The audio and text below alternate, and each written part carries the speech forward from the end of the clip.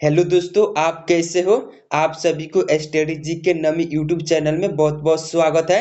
तो गाइस, आज का हमारा टॉपिक होगा वर्ल्ड ज्योग्राफी का। और वर्ल्ड ज्योग्राफी का टॉपिक है हमारा यहाँ पे अक्षांश और देशांतर से 35 प्लस जी के क्वेश्चन है, जो कि यह क्वेश्चन बहुत ही इंपॉर्टेंट है। अगर आप कोई भी कॉम्पिटिटिव एग्जाम का तैयारी करते हैं तो ये क्वेश्चन आपके लिए बहुत ही इंपॉर्टेंट होगा। तो आपका फर्स्ट नंबर क्वेश्चन है, कुल अक्षांशों की संख्या कितनी है। तो फर्स्ट का आंसर हो जाएगा आपका ऑप्शन सी हो जाएगा। 180 अक्षांशों की संख्या है। तो फर्स्ट का आंसर हो जाएगा आपका ऑप्शन सी। 2 नंबर क्वेश्चन है, भूमध्य रेखा से उत्तर या दक्षिणी किसी दिए गए स्थान की कोणीय दूरी क्या कहलाती है। तो 2 का आंसर हो जाएगा आपका ऑप्शन सी हो जाएगा, अक्षांश कहलाती है। जो कि यह भूमध्य रेखा से उत्तर या दक्षिण किसी दिए गए स्थान की कोणीय दूरी क्या कहलाती है। तो यहाँ पे आपके अक्षांश कहलाती है। तो 2 का आंसर हो जाएगा आपका ऑप्शन सी।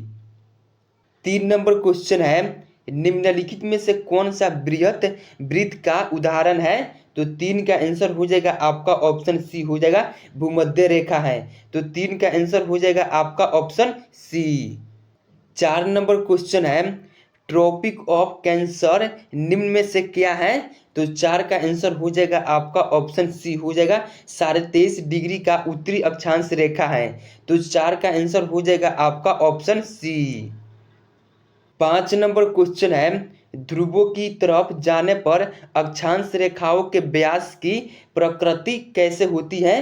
तो 5 का आंसर हो जाएगा आपका ऑप्शन बी हो जाएगा, यह घटता है। अब जब आप ध्रुवों की ओर तरफ तरफ जाने पर अक्षांश रेखाओं की व्यास क्या होती है, तो यह घटती है। तो 5 का आंसर हो जाएगा आपका ऑप्शन बी। 6 नंबर क्वेश्चन है, धरातल पर 1 डिग्री अक्षांश की दूरी निम्न में से किसके बराबर होती है। तो 6 का आंसर हो जाएगा आपका ऑप्शन बी हो जाएगा, 111 किलोमीटर के बराबर होती है। तो 6 का आंसर हो जाएगा आपका ऑप्शन बी। 7 नंबर क्वेश्चन है, भूमध्य रेखा के अतिरिक्त कौन सी अक्षांश रेखा पृथ्वी को 2 बराबर भागों में विभाजित करती है। तो 7 का आंसर हो जाएगा आपका ऑप्शन डी हो जाएगा, इनमें से कोई अक्षांश नहीं है, क्योंकि पृथ्वी को 2 भागों में तो भूमध्य रेखा विभाजित करती है। तो 7 का आंसर हो जाएगा आपका ऑप्शन डी।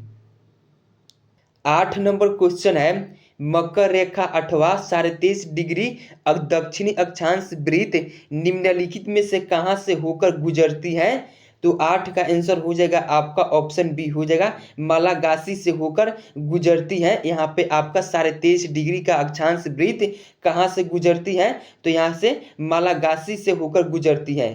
तो 8 का आंसर हो जाएगा आपका ऑप्शन बी। 9 नंबर क्वेश्चन है, वह काल्पनिक रेखा जो पृथ्वी को 2 भागों में बांटती है क्या कहलाती है। तो 9 का आंसर हो जाएगा आपका ऑप्शन ए हो जाएगा, भूमध्य रेखा कहलाती है, जो कि यह पृथ्वी को 2 भागों में बांटती है। तो 9 का आंसर हो जाएगा आपका ऑप्शन ए। 10 नंबर क्वेश्चन है, अक्षांश भूपृष्ठ पर भूमध्य रेखा के उत्तर या दक्षिणी एक बिंदु की कोणीय दूरी है जो जो तो 10 का आंसर हो जाएगा आपका ऑप्शन बी हो जाएगा, जो भूमध्य रेखा से मापी जाती है। तो 10 का आंसर हो जाएगा आपका ऑप्शन बी।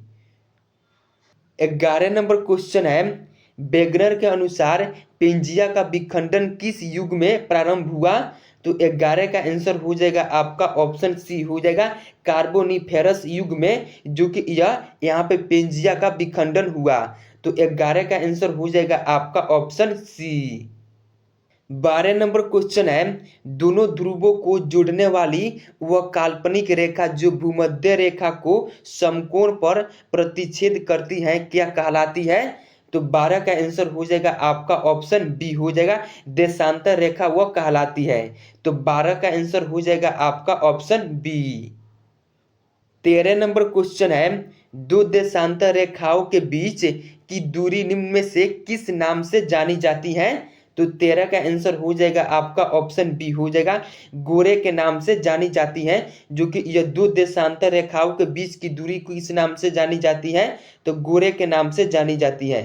तो 13 का आंसर हो जाएगा आपका ऑप्शन बी। 14 नंबर क्वेश्चन है, एक देशांतर से दूसरी देशांतर के बीच कितना समयांतराल होता है? तो 14 का आंसर हो जाएगा आपका ऑप्शन ए हो जाएगा, लगभग 4 मिनट होता है। तो 14 का आंसर हो जाएगा आपका ऑप्शन ए। 15 नंबर क्वेश्चन है, वह अक्षांश रेखा जिस पर सदैव दिन व रात की अवधि समान रहती है?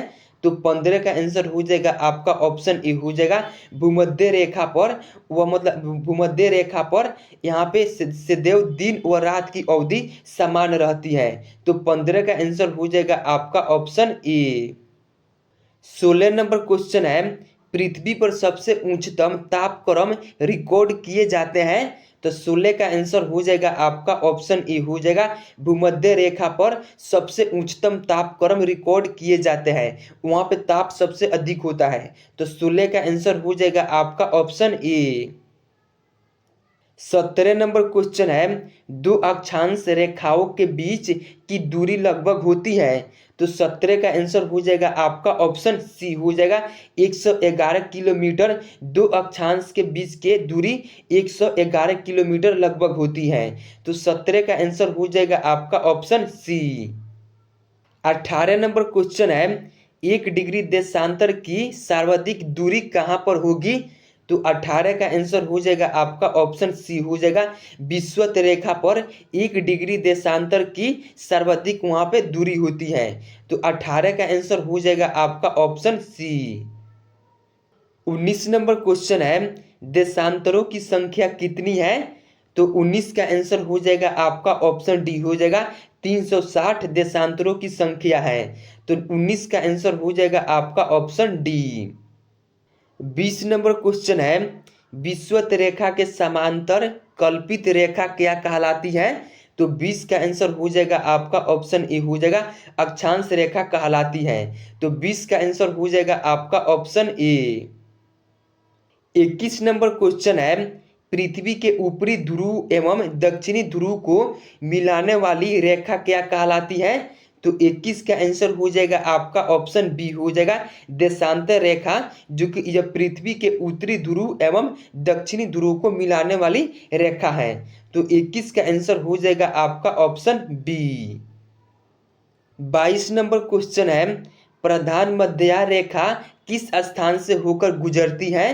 तो 22 का आंसर हो जाएगा आपका ऑप्शन ए हो जाएगा, ग्रीनविच से होकर यहाँ पे प्रधान मध्य रेखा होकर गुजरती है। तो 22 का आंसर हो जाएगा आपका ऑप्शन ए। 23 नंबर क्वेश्चन है, ग्रीनविच रेखा से तात्पर्य है?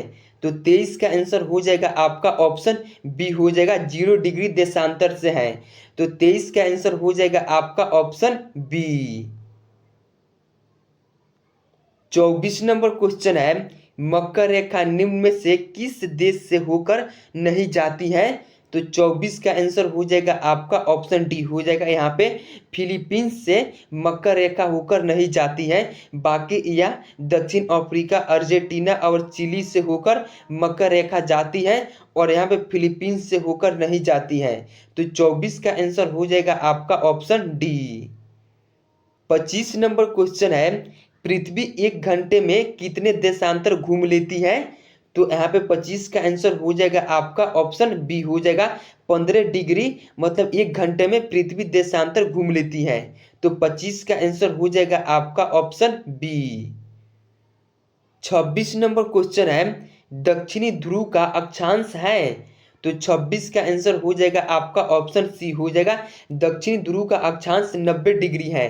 तो 26 का आंसर हो जाएगा आपका ऑप्शन सी। 27 नंबर क्वेश्चन है, निम्नलिखित में से किन देशों के समूहों से भूमध्य रेखा गुजरती है? तो 27 का आंसर हो जाएगा आपका ऑप्शन बी हो जाएगा, यहाँ पे कोलंबिया, केन्या तथा इंडोनेशिया से होकर यहाँ पे आपका भूमध्य रेखा गुजरती है। तो 27 का आंसर हो जाएगा आपका ऑप्शन बी। 28 नंबर क्वेश्चन है, देशांतरीय दूरी 1 घंटे के यहाँ पे समयांतराल के बराबर होती है।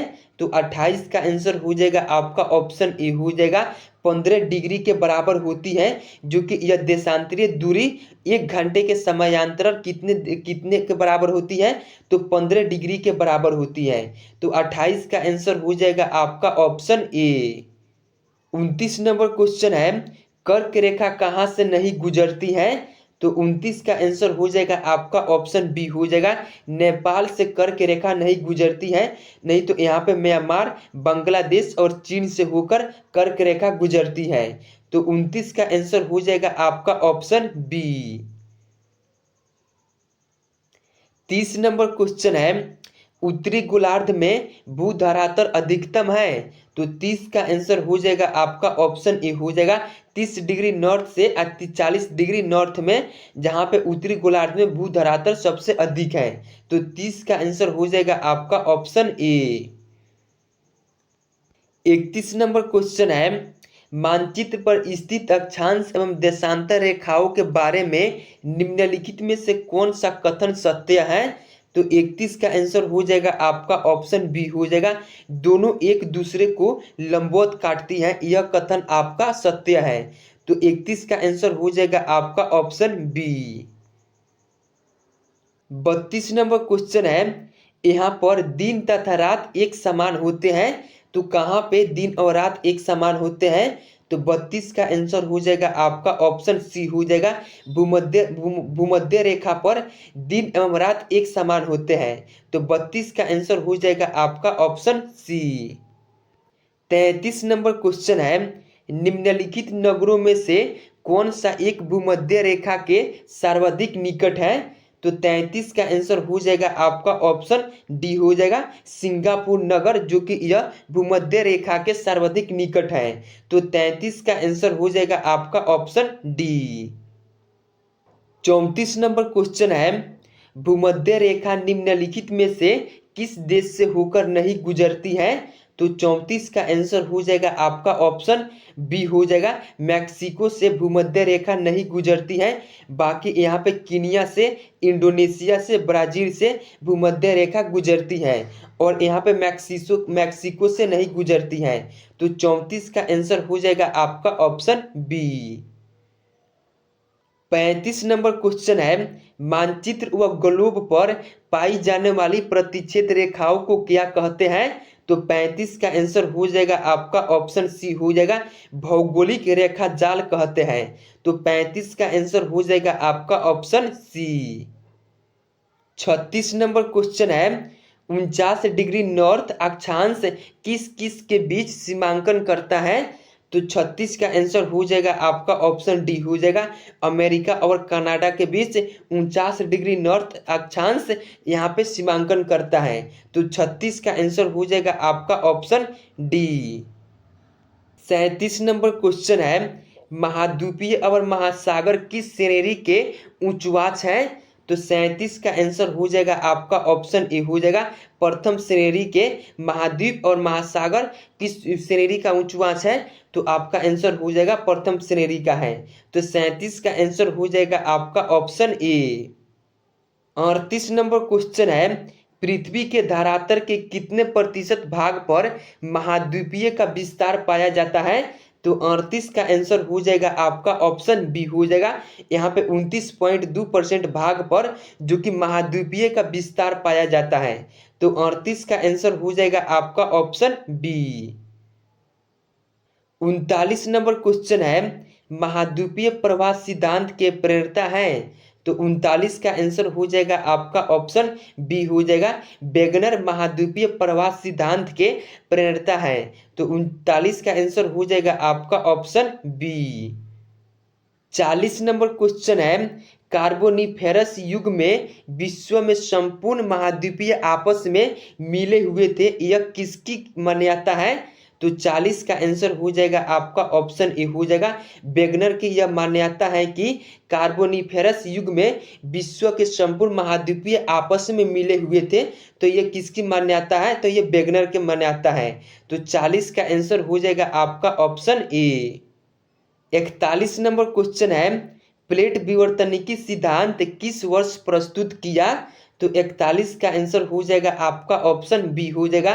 1960 में प्लेट विवर्तनिकी सिद्धांत प्रस्तुत किया गया था। तो 41 का आंसर हो जाएगा आपका ऑप्शन बी। 42 नंबर क्वेश्चन है, प्लेट विवर्तनिकी सिद्धांत का प्रतिपादन किसने किया था? तो 42 का आंसर हो जाएगा आपका ऑप्शन ए हो जाएगा। हैरी हैस ने प्लेट विवर्तनिकी सिद्धांत का प्रतिपादन किया था। तो 42 का आंसर हो जाएगा आपका ऑप्शन ए। 43 नंबर क्वेश्चन है, वेगनर के अनुसार महाद्वीपीय विस्थापन किस दिशा में हुआ? वह दिशा है। तो 43 का आंसर हो जाएगा आपका ऑप्शन सी हो जाएगा। भूमध्य रेखा व दक्षिणी ध्रुव के दिशा में विस्थापन हुआ था। तो 43 का आंसर हो जाएगा आपका ऑप्शन सी। 44 नंबर क्वेश्चन है, वेगनर के अनुसार पेंजिया का विखंडन किस युग में प्रारंभ हुआ? तो 44 का आंसर हो जाएगा आपका ऑप्शन सी हो जाएगा। कार्बोनिफेरस युग में, जो कि यहाँ पे पेंजिया का विखंडन होना प्रारंभ हुआ था। तो 44 का आंसर हो जाएगा आपका ऑप्शन सी। 45 नंबर क्वेश्चन है, महाद्वीपीय विस्थापन को स्पष्ट करने वाला न्यूनतम सिद्धांत कौन है? तो दोस्तों इस क्वेश्चन का आंसर आप लोगों को कमेंट बॉक्स में बताना है। तो गाइस आज का ये जो टॉपिक हमारा था देशांतर, अक्षांश एवं देशांतर, ये टॉपिक से जितने ऑब्जेक्टिव एग्जाम में पूछे जाते हैं ये ऑब्जेक्टिव हमने संपूर्ण ऑब्जेक्टिव इसमें करा चुके हैं। तो दोस्तों इसके बाद फिर नेक्स्ट टॉपिक होगा।